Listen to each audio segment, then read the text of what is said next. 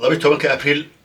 ومالنت حوق دلك الصوماليات لا أساسي وحان ليهاي همبليو ميل كستو أي عالم كجوجان runtii waa guul ciidanka dalka Soomaaliyeed ama ciidanka xoogga Soomaaliyeed inuu gaaray maanta heerkii ugu sareeyay muddadii burburka kadib waxa maanta ay leeyihiin qalab aan marnaba la koobi karin ciidankeena uu ku dagaalami karo dalkoodana ku difaaci karaan haday noqoto F-16kii iyo Bayraktarkii iyo Akinjigii iyo runtii siteemanowta qofba sidoo u yaqaan iyo daroonada kala duwan runtii waxa leenahay guul ciidamada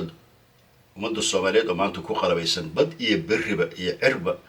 intaba ku qalabaysan qalab aan caadi ahayn waxaan leenahay guul iyo horumar runtii waxa way soo hooyisay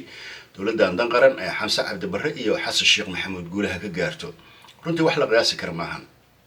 wax la qiyaasi karo haba yaraatee ma ahan maanta inay waxa way runtii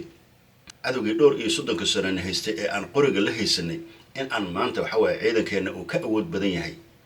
waa guul aan leenahay runtii waxa way waxyaabaha maanta keenay in waxa way damacii Ethiopia iyo waxa way Kenya wax badan iska bedelaan waxa keenay awoodda ciidanka xoogga dalka Soomaaliyeed u yeeshay beedaba si fudud kaga aysan bixin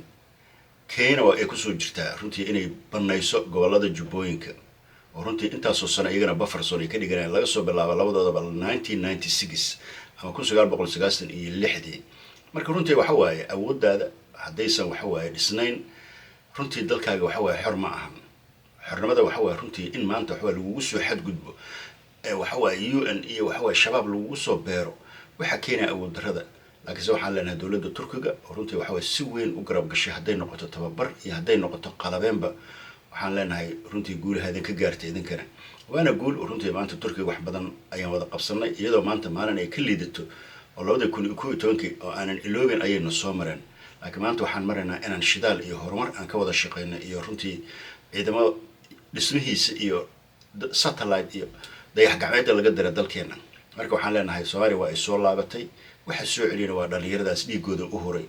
runtii waxa waa qawaaritaan lagu beeray qawaaritaan dima ahan wax Soomaali ah laakiin waa dad lagu beeray lagu haysto dawladnimadaada lagu carqaladeynayo laakiin ciidankeena waxaan leenahay guul iyo gobonimo bal ila daawada isbedelkan runtii waxa waa ciidamada waxa iska bedelay ee dhinac cir haday noqoto iyo haday noqoto awood iyo tababar haday noqoto bal ila daawada